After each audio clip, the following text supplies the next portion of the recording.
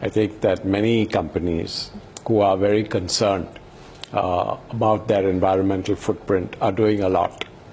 At the same time, I think we have a challenge of a very large number of companies who, have difficulty in complying and in difficulty in being able to, really get onto this path. Many of them are small and medium-sized companies. But actually, in today's business environment, I think everybody, every stakeholder, whether he's an investor or a customer, really wants to know and understand, what a company is doing on their environmental footprint. And so I think, companies are really very concerned about it, and many of them, I would say a large number of them, go beyond just compliance and box ticking. I think they really look at sustainability as an opportunity. What's been your own experience of finding sustainable alternatives? One area that most manufacturers speak about is increasing the content, or at least the percentage of recyclable material.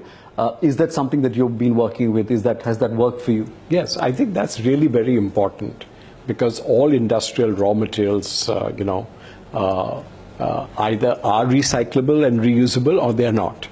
And I think understanding that, that in your business, what are the things that are recyclable, etc. You see, aside from the economics and benefits that you would get from recycling, I think that the social benefit that it comes to your organization, to your employees, to your customers, is very large when you talk about such matters as how much you can recycle, what you can recycle, what is environment stewardship, as opposed to not being concerned about such issues. In Maharashtra, there's been a ban on single-use plastics. What's been your reaction to government policy and how citizens have responded? Yeah. So I think there are two parts for this. One is legislation and rules, etc., on use of plastic. The other is changing behavior. And both have to go hand in hand.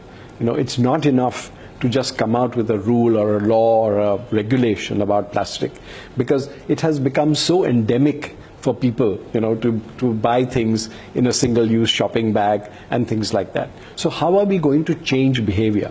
So you have to start, with shopkeepers, you have to start. So I think you need, along with legislation, you need a huge amount of outreach to explain, to provide alternatives, because it's not enough to say don't use a bag. Okay, then what do I do? Okay, there are many countries, for instance, which charge for shopping bags. Okay, on the belief that by doing that, that fund then goes into the recycling fund and things like that. But you're still then putting those plastic bags out there. You see, so I think you have to find a mix. But behavior change, I think, is the most critical part. And for this, you definitely need campaign.